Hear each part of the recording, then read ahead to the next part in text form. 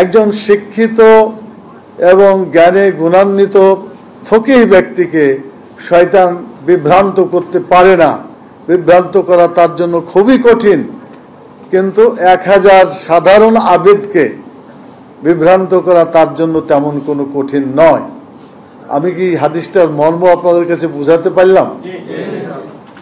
মানে একজন আলেম, একজন শিক্ষিত, একজন পণ্ডিত, একজন শিক্ষক, ডক্টরেট যে ভাষায় বলেন না কেন, যারা কোরআন সুন্নাহ সহ সকল জ্ঞানে গুণান্বিত, এই লোকটি শয়তানের কাছে 1000 সাধারণ মানুষের চাইতো অনেক বেশি কঠিন তার কাছে।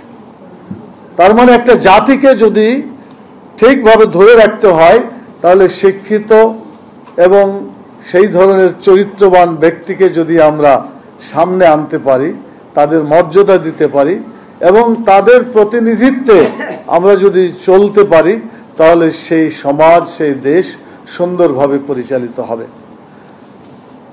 সাংবাদিক বন্ধুগণ, কোরআন এবং হাদিসের দুটি কোটেশন দিয়ে এবার আমি মূল কথায় আপনাদের কাছে চলে যাই। চরিত্র এবং শিক্ষা, খুব ভালো করে এই কথাটি শুনবেন মেহরবানি করে। আমাদের দেশে শিক্ষিত লোকের অভাব আছে বলে আমরা মনে করি না। পার্সেন্টেজ যাই হোক না কেন, আমরা শিক্ষিতের দিক থেকে অনেক দূর এগিয়ে গেছি। কিন্তু শিক্ষার সাথে যদি চরিত্র না থাকে, সেই জাতিকে কোনোদিন শিক্ষিত বলা যায় না। আজকে আমাদের পতনের, ধ্বংসের মূল কারণ হচ্ছে শিক্ষিত সমাজ যাদের চরিত্র নাই। শিক্ষা থাকলেও চরিত্র নাই, চরিত্রহীন ব্যক্তি হয় পশুর সমান। এই প্রবাদ বোধহয় আপনারা ছাত্র জীবনের অনেকেই পড়েছেন, শুনেছেন, ভাব সম্প্রসারণ করেছেন।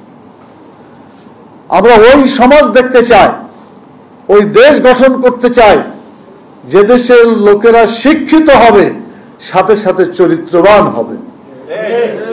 আমরা ওই দেশ দেখতে চাই না যেই দেশে অসংখ্য শিক্ষিত লোক থাকবে, ডক্টরেট থাকবে, কিন্তু চরিত্রের অভাবে দেশটি চতুষ্পাদ জানোয়ারের চাইতে নিকৃষ্ট স্থানে চলে যায়।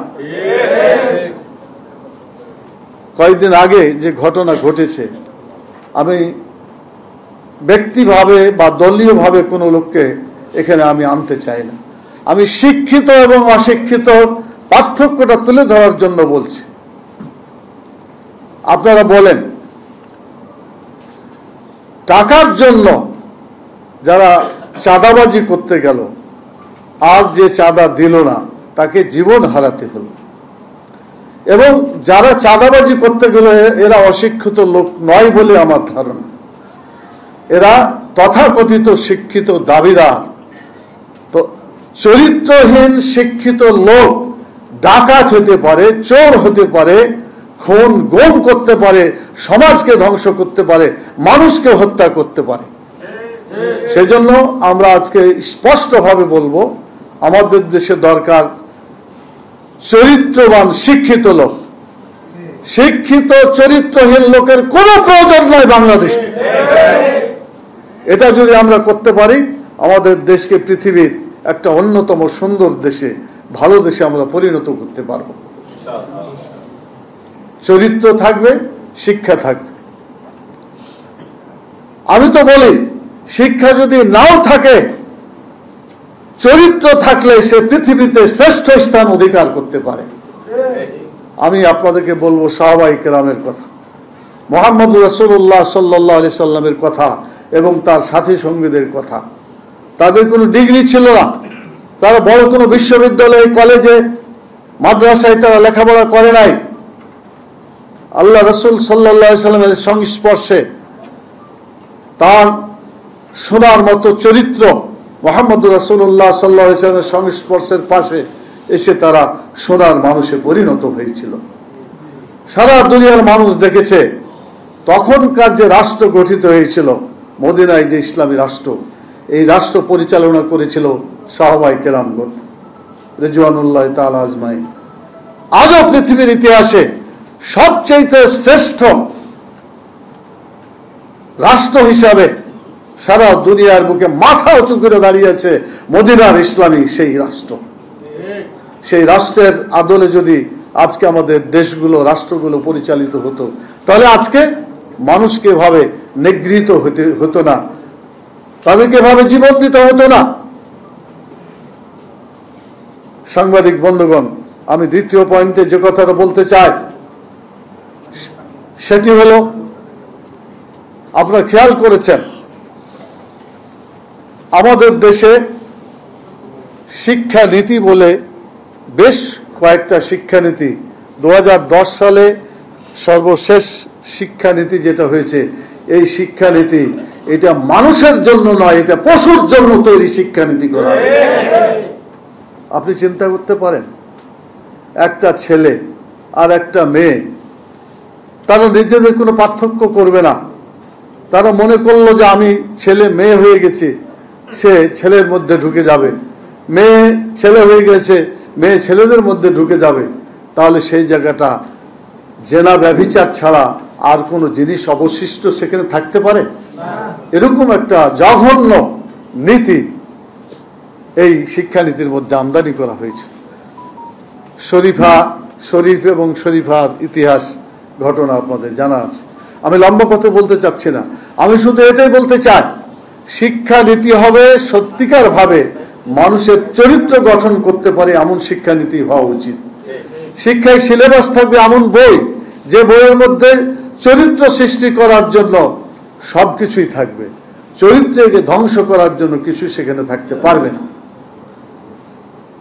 জনগণের ট্যাক্সে পরিচালিত শিক্ষা প্রতিষ্ঠানগুলো, এই প্রতিষ্ঠানে মানুষ গড়ার কোনো চিন্তা নাই, বরং মানুষ নামে পশু তৈরি করা হচ্ছে প্রতি বছরে।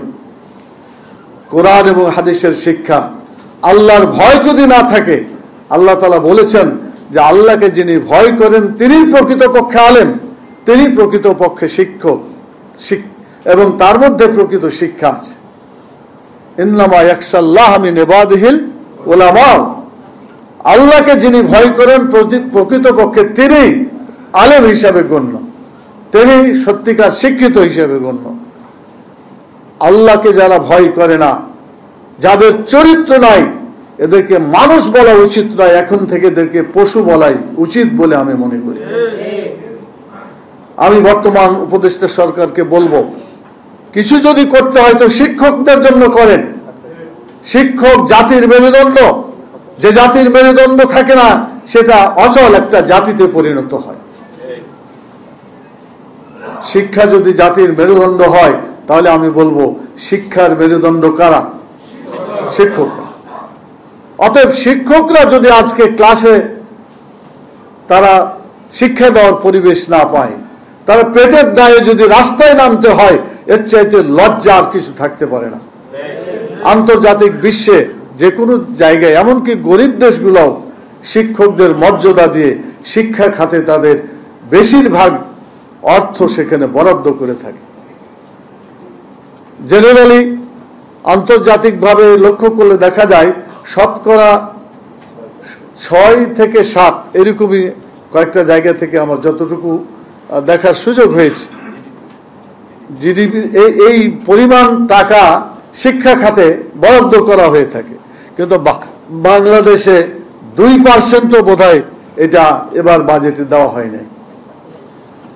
আমরা দাবি করতে চাই, বাংলাদেশে সবচাইতে বেশি টাকা বিনিয়োগ করতে হবে শিক্ষা খাতে এবং শিক্ষকদের কমপক্ষে 6%।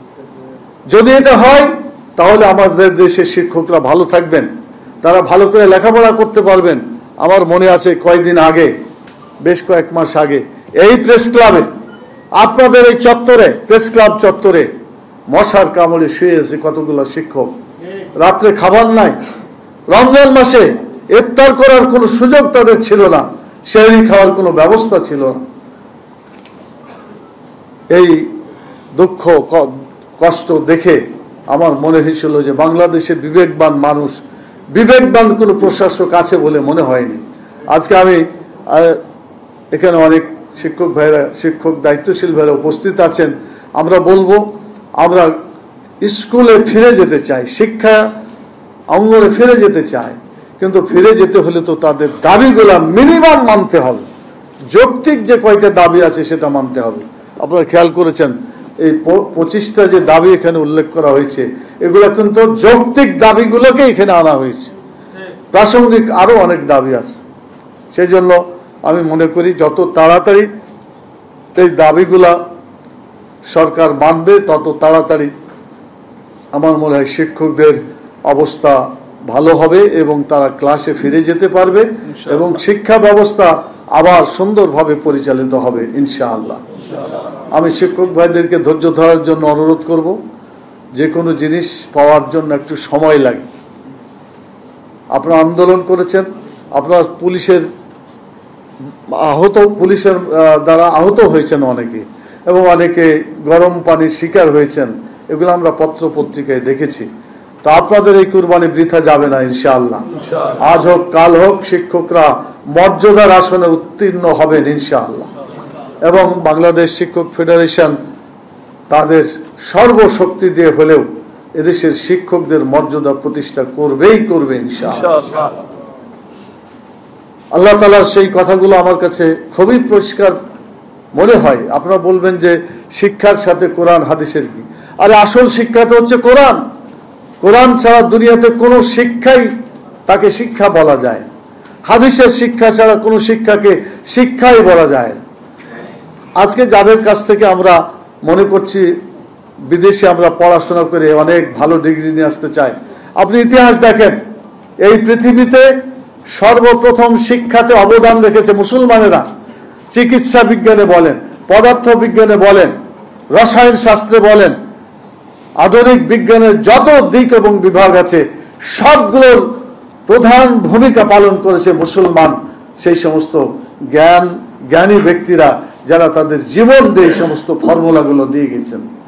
কিন্তু তারা আমাদেরকে চক্রান্ত করে মুসলমানদের অবদানকে খাটো করে দিয়ে নিজেরাই সেটাকে জবরদখল করে বসে আছে। আমি দুটো উদাহরণ দিই আপনাদের কাছে। জাবাল আল তারেক, এই শব্দটা, তারেক যে মুসলমানদের মানে একজন বীর হিসাবে এবং একটা সুষ্ঠু সমাজ গড়ার জন্য অল্প সংখ্যক মানুষ নিয়ে একটা অভিযান পরিচালনা করেছিলেন, এবং সেখানে তার জাহাজ নিয়ে এসে, যেটাকে আমরা বলি জিব্রাল্টার, এই পাহাড়ের কাছে এসে তিনি তার জাহাজটাকে আগুন দিয়ে জ্বালিয়ে দিয়েছিলেন, যাতে মুসলমানরা কেউ ফিরে চলে যাওয়ার কোনো নিয়াত না করে, হয় বিজয় হবে না হয় জীবন চলে যাবে, এরকম শপথ নিয়ে তিনি সেখানে আন্দোলন করেছিলেন। এবং এই পাহাড়টার নাম ছিল জাবাল আল তারেক, ইংরেজরা নাম করেছে জিব্রাল্টার। আপনারা চিন্তা করতে পারবেন না এই সমস্ত ঘটনা তারা করেছে। অনেক নামকে তারা পরিবর্তন করেছে। যাও, এই ইতিহাস আমি জানি না, একটা কথাই মানে বুদ্ধিমানের জন্য যথেষ্ট। আকেল মন্দকে নিয়ে ইশারায় কাফি আস্ত, বুদ্ধিমানের জন্য একটু ইশারায় যথেষ্ট বলে মনে করি। সম্মানিত সাংবাদিক বন্ধুগণ, আমি আমার কথা শেষ পর্যায়ে চলে আসছি। আমি একটা কথা আপনাদের সামনে বলতে চাই, সেটি হলো যে আমরা কি আমাদের এই দেশটাকে ভালোবাসবো না বাসবো না? সাংবাদিক বন্ধুদেরকে আমরা বলতে চাই, আপনাদের কলম, আপনাদের ছবি, আপনাদের জীবন্ত নিউজ, এগুলা কি বাংলাদেশের মানুষের, বাংলাদেশের শিক্ষকদের, বাংলাদেশের ছাত্রদের পক্ষে ব্যবহৃত হবে না হবে না? যদি হয় তাহলে আজকে আমি বলবো, আজকে আপনার কলম উঁচু করে ধরেন, আপনাদের ছবিগুলা গতিশীল করে এইভাবে। বাংলাদেশে কোনো মানুষ শিক্ষিত হলে তার চরিত্র ভালো হইতে হবে, যার চরিত্র খারাপ তাকে কোনো সার্টিফিকেট দেওয়া যাবে না। আগামীতে যাদের চরিত্র খারাপ তাদেরকে ক্লাসে ভর্তি পর্যন্ত দেওয়া যাবে না। আমরা যদি নীতিকে মজবুত করে ধরে থাকি, চরিত্রকে ভালো মতো প্রতিষ্ঠিত করতে পারে, তাহলে আমাদের দেশে আর চাঁদাবাজরা জায়গা পাবে না ইনশাআল্লাহ। চাঁদাবাজ যদি না থাকে তাহলে আমরা সবাই ভালো থাকবো ইনশাআল্লাহ। আমি বুঝি না, চাঁদাবাজকে আমরা কেউ তো অনার করি না, করি নাকি? আজকেও কোনো দল কিন্তু অনার করছে না। তাহলে চাঁদাবাজ যেখানে আছে আমাদের সংগ্রাম হবে সেখানে। জনগণ প্রতিরোধ গড়ে তুলবে চাঁদাবাজদের বিরুদ্ধে। এটা কোনো দলের ব্যাপার না, কোন দলের কে তাকে কোনো চিত্রিত করে কোনো দরকার নাই। চাঁদাবাজ যেখানে আছে তাকে প্রতিহত করতে হবে, সবাই মিলে প্রতিহত করতে হবে। বড় দল, ছোট দল, মাঝারি দল, সকল দলগুলো আসে। চাঁদাবাজ যেখানে, সংগ্রাম সেখানে। চাঁদাবাজদের বাংলাদেশ থেকে উচ্ছেদ করতে হবে, আগামী দিনে যাতে কোনো চাঁদাবাজ চাঁদাবাজি করতে না পারে। এই সিদ্ধান্ত যদি আমরা নিতে পারি, এই স্লোগান যদি আমরা দিতে পারি, আমাদের উপদেষ্টা সরকার চাঁদাবাজদের বিরুদ্ধে যদি জিরো টলারেন্স নিতে পারে, পুলিশ আছে, র্যাব আছে, আর্মি আছে, অনেক প্রতিষ্ঠান আছে, সব জায়গায় যদি আমাদের একটাই কাজ হবে, চাঁদাবাজদের বিরুদ্ধে আমাদের সকলের জিরো টলারেন্স হবে। আমরা কেউ চাঁদাবাজদেরকে প্রশ্রয় দেব না, আমরা জীবন দিব, কিন্তু অন্যায়ের কাছে মাথা নত করব না। এটা যদি হয় আজকে আমাদের শপথ, আমি বিশ্বাস করি বাংলাদেশ ভালো হয়ে যাবে ইনশাআল্লাহ। সেজন্য নির্বাচন আসুক আর যাই আসুক না কেন, যেখানে যারাই যেভাবে কাজ করুক না কেন, আমরা অন্যায়কে প্রশ্রয় দেব না। আল্লাহ তাআলা কোরআনে বলেছেন, ইন্নাল্লাহ ইয়ামুরু বিল আদলি ওয়াল ইহসান, নিশ্চয়ই মানুষকে আল্লাহ তাআলা হুকুম দিয়েছেন, ইন্নাল্লাহ ইয়ামুরুকুম বিল আদলি ওয়াল ইহসান, যে তোমাদেরকে হুকুম দেওয়া হচ্ছে ইনসাফ কায়েম করবে, সুবিচার করবে, মানুষের কল্যাণ করবে। দুটো কাজ, একটা সুবিচার, একটা মানুষের কল্যাণ। 24 আগস্টের 2024-এর 5ই আগস্টের তার আগের স্লোগান ছিল উই ওয়ান্ট জাস্টিস, আমরা সুবিচার চাই। সেই সুবিচার আসবে না যতদিন পর্যন্ত এবং যতক্ষণ পর্যন্ত এখানে ইসলামী শিক্ষানীতি দিয়ে মানুষ তৈরি করা না হবে। শুধু শিক্ষা দিয়ে যদি মানুষের নামে জন্তু তৈরি করা হয়, এভাবে মানুষ পাথরের উপরে মাথা রেখে আরেক পাথর দিয়ে তার মাথাকে ভাঙতে পারে, তখনই যখন তাদের মধ্যে কোনো দয়া থাকে না, কোনো মায়া থাকে না, মানুষ নামের কোনো গুণাবলী তাদের থাকে না বলেই ধরনের নির্মাণ কাজ তারা করতে পারে। আগামীতে যাতে এই ধরনের কোনো ঘটনা না ঘটে সেজন্য আমি সকল দলের প্রতি, বড় দলের প্রতি, মধ্যম দল, ছোট দল, ইসলামী দল, গায়ের ইসলামী দল, যে দলই আছে না কেন, কেউ যাতে কোনো অন্যায় প্রশ্রয় না দেয়। অন্যায়কারীকে, চাঁদাবাজকে, এই ধরনের লোককে আমরা যদি প্রতিরোধ গড়ে তুলতে পারি, পাহাড় সম প্রতিরোধ গড়ে তুলতে পারি, ইনশাআল্লাহ বাংলাদেশ সুন্দর হবে, আগামী দিনের দেশ সুন্দর হবে। এই প্রত্যাশা কামনা করে, আপনাদের আন্তরিক সহযোগিতা কামনা করে, সুধীমণ্ডলীর কাছে আমরা দোয়া চেয়ে যাতে আমরা আগামী দিনে এই আন্দোলনে সফল হতে পারি, এবং শিক্ষক সমাজ, ছাত্র সমাজ এই আন্দোলনের সামনে থাকবে। তারা এই সমস্ত অন্যায় কাজের বিরুদ্ধে তারা যেমন শিক্ষা দিবে, সবক দিবে, সেই সাথে সাথে সমাজকে সচেতন করার ভূমিকা পালন করবে ইনশাআল্লাহ। আমি কথা বলে সাংবাদিক বন্ধুদেরকে আন্তরিক ধন্যবাদ জানিয়ে, আমাদের সুধীমণ্ডলী সকলকে ধন্যবাদ দিয়ে আমার আপাতত কথা শেষ করছি। আমাদের সাংবাদিক ভাইদের কিছু হক পূরণ করার জন্য খুব সংক্ষেপে আমি আপনাদের বলতে চাই, আজকে কিন্তু দেশ এবং জাতির কল্যাণের জন্য আমরা এখানে সম্মেলন করি নাই, আমরা একটা করেছি। আমাদের দেশের শিক্ষা ব্যবস্থাটা খুবই কঠিন অবস্থা পার করছে। শিক্ষকরা একেবারে আমি বলবো কি, দেওয়ালে পিঠ থেকে গেছে। এরা না খেয়ে কাফনের কাপড় পরে এসে কাফন নিয়ে এসে তারা আন্দোলন করছে, আপনারা দেখেছেন নিশ্চয়। এই থেকে তাদেরকে উদ্ধার করার জন্য, শিক্ষক সমাজকে মর্যাদার আসনে প্রতিষ্ঠিত করার জন্য আজকের এই আমাদের সাংবাদিক সম্মেলন। আমি আশা করি ওটাই হাইলাইট হবে। এরপরেও যেহেতু কিছু কথা এসেছে, আপনারা প্রশ্ন না করলে আপনারা মনে করবেন যে এটা সাংবাদিক সম্মেলনই হলো না। তো ঠিক আছে, খুব সংক্ষেপে অনুমতি নিয়ে আমাদের প্রশ্ন আছে, এখন আপনারা অনুমতি নিয়ে প্রশ্ন করুন। আপনি করেন।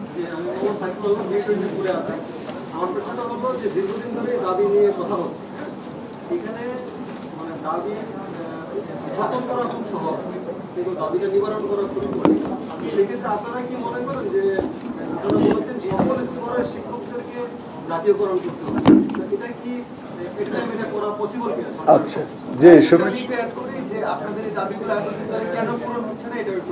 জি শুক্রিয়া। দেখেন, জাতীয় শিক্ষাকে জাতীয়করণ দাবি আজকে নতুন নয়, শুরু থেকেই এটা চলে আসছে এবং যেসব দেশ উন্নতির শিখরে চলে গিয়েছে সবাই কিন্তু এই শিক্ষাকে জাতীয়করণ করে ফেলেছে এবং সেখানে শিক্ষকের মান, শিক্ষার মান, ছাত্রদের লেখাপড়ার মান সব ভালো হয়েছে। আমাদের টার্গেট আছে সবগুলোকে জাতীয়করণ করা গ্র্যাজুয়ালি।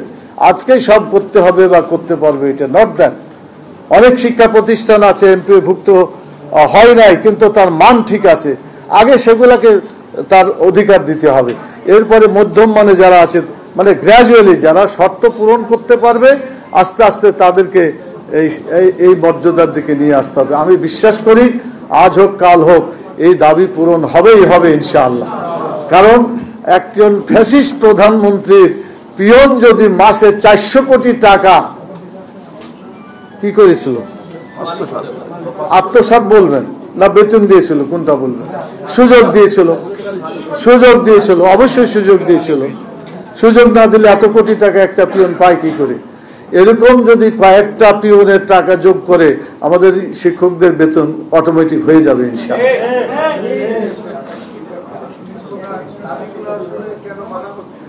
জি, মানে কেন মানা হচ্ছে না এটা তো প্রশ্ন করতে হবে সরকারকে। আমাদের কাছে এটা করলে তো হবে না, জায়গা মতো প্রশ্ন করতে হবে। আমার ধারণা যে এটা হবে, কিন্তু আমরা যে জায়গায় আছি সেই জায়গা থেকে আমাদের বেরিয়ে আসতে হবে। আমাদের চিন্তা ক্ষমতায় যেই যায় নিজেকে প্রতিষ্ঠিত করতে চায়, মানুষের সেবক তারা হতে চায় না, তারা শাসক হতে চায়। আমাদের আমিরে জামাত ডক্টর শফিকুর রহমান সাহেব কিন্তু বলেছেন, আপনাদের মনে আছে, যে আমরা ক্ষমতায় গেলে আমরা শাসক নই, আমরা জনগণের সেবক হব ইনশাআল্লাহ। যদি প্রশাসনের লোকেরা, সরকারের লোকেরা সবাই সেবক মনে করে তারা কাজ করে, তাহলে এই কাজটা অতি দ্রুত বাস্তবায়ন হবে ইনশাআল্লাহ।